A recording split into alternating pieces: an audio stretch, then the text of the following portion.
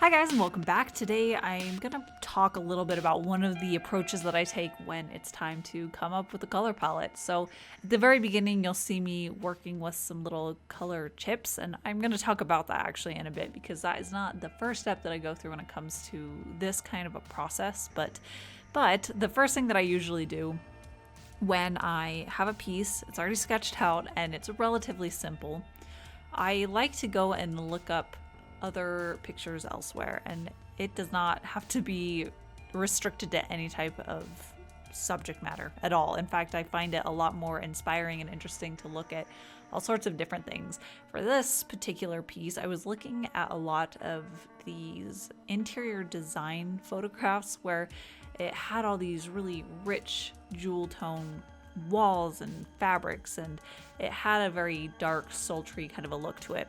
And while I was looking, and I usually look on Pinterest for this kind of research, I found a few like that I loved all the colors that were being combined. And when you click on one, it usually brings up a lot of other related pins as well that have a similar look to it. So after looking at a bunch of these very similarly color paletted interior areas, spaces, I started getting kind of an idea in my head on the color palette that I'd want to bring over to my piece.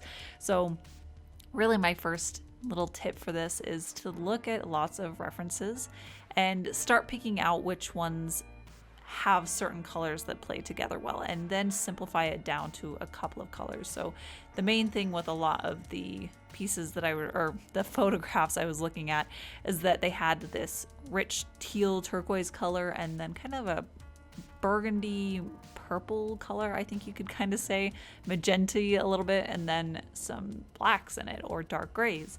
And that was definitely something that atmospherically I knew would fit well with the thing that I already had sketched out and my plans for it. So once I had that rough idea and I had these pictures, I started doing these little color chips. And this stage is something that I do really frequently when I just want to put together different colors, see how very different or very subtle shifts, I should say, in color looks differently with different colors of very subtle shifts.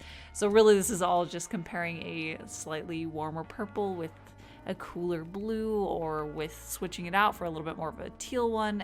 So this allows me to very quickly see lots of different combinations of very similar color palettes, ones that are still based in that original color scheme that I had already gotten into my head and researched and really liked and thought fit well with that piece. Now I should say that this exact approach to how I plan out the colors, this is one that I use when I have a pretty simple piece and I don't plan on doing any color comps for it. And color comps, it's really where you just take your sketch and you very specifically plan out where each color is going to be and the values, and you get basically a mini painting done first and then you do your full one. And I generally recommend that you do color comps. I find that my pieces almost always turn out better when I do extensive color comps beforehand, so I can make sure that everything is planned out. But when the piece is more simplified, I find that doing too many color comps can just really slow me down in the process, and it saps some of my energy for the piece. So when it's really simplified like this, I like to be able to just have a palette and a basic plan in my head of where the colors would be allocated, and then being able to just jump in and enjoy it and work on it and put it where I think it should be. So yes, this really is a technique that I do think works best when you have a piece that can be broken down into very few amount of small sections. So for this, it's her skin, her hair, her clothing, which will be two pieces, and then the background, which is two separate pieces as well. So that's really not that many. Once I can take track of each different segment, I can start planning where each color would be. So from my little tape down section, I already had done her skin tone since I wanted that to actually be a more natural color rather than something like a blue or purple. So I had her skin tone, and then I had the rest that I had picked out and decided that I liked how they looked together, and then I just started picking where each one would be. I decided that light blue one would be her hair and the curtains would be the teal color, and her shawl would be more of that magenta color, and it all just clicked together where I could select where different things would be. And then as I got to smaller shapes, those things I ended up kind of addressing as I got to them. So like her eyeballs or her irises, I wasn't really sure exactly which of the other colors I wanted to bring into being the focal point in her eyes. So I left that till towards the end so I could get a feel for the rest of the piece and then address it that way. And this process also really does work best with a simplified color palette as well as having a simplified piece. So because it has not that many distinct colors, it allows me to draw from those for a lot of different areas and different places, and that way I started getting a more harmonious piece. So for this, I was really only using the same colors to shade, or I was using, say, that cobalt blue that I used for her hair. So once I was only drawing from specific colors, it started bringing them together, and you could see that magenta mimicked elsewhere or that blue referenced other places.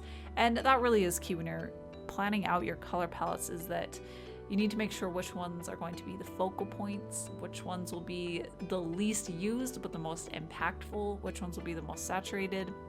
And I tend to like most of my colors very saturated, so I like to pick out which ones will be that one singular color. So her eyes, I ended up doing it with this like soft blue at the beginning, but eventually I do it more of a green color, which is the color that's the most odd one out, I guess you could say.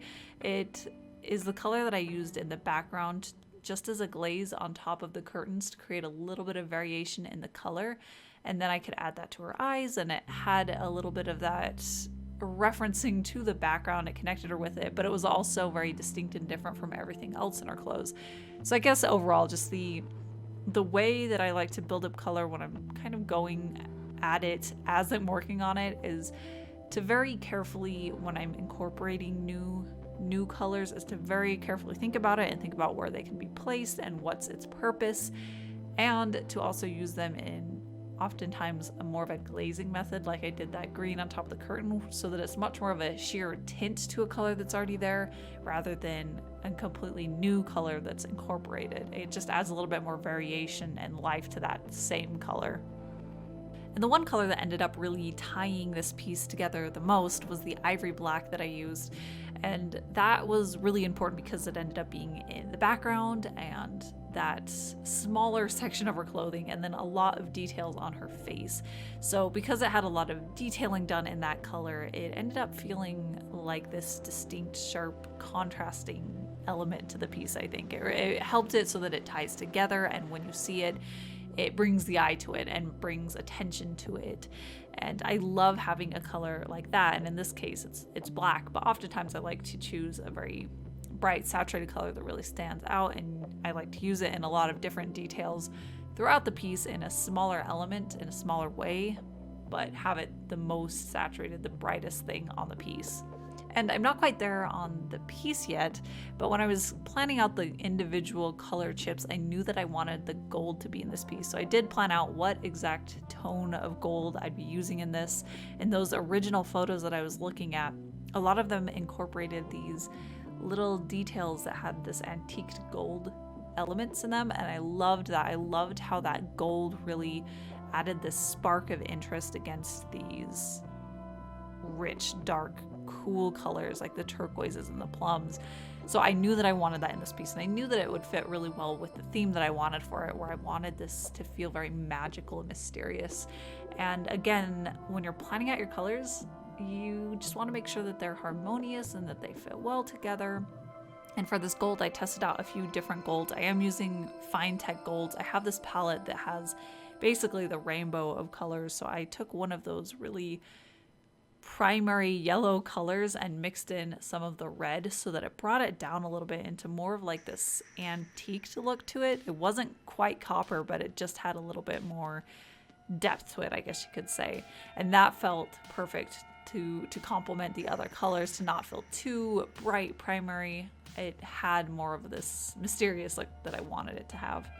On a side note from the colors though, I think that the one critique that I have, or one specific one that I wish that I had not done in this piece, is I got this really beautiful texture in the over shirt that she's wearing in that purple color, and I loved it. And then I went in to add these shadows just to give the wrinkles a little bit more form to it, and it really covered up a lot of that texture. So I wish that I had left it as more of this graphic flat shape. I think it would have looked really cool with everything else finished up. I actually did really like that.